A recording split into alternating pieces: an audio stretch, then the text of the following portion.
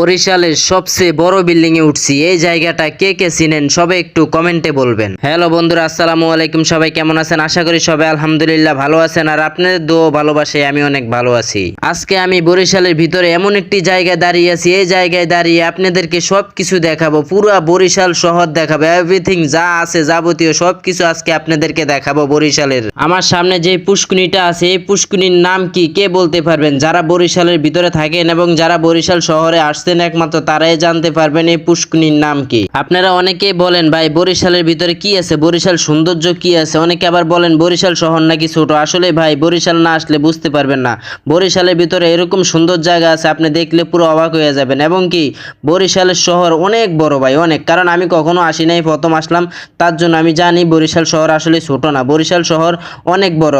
আপনারা দেখতে পারতেছেন এখানে কাজ চলতেছে, এখানে একটা রেস্টুরেন্ট চালু হইতেছে, ঠিক আছে। এই রেস্টুরেন্টটা 25 তারিখে চালু হবে, আপনারা আসবেন। এই যে এখন আমরা নিচে নামিয়ে গেছি লিফট দিয়ে, ঠিক আছে, লিফটে নিয়ে নামিয়ে আসছি।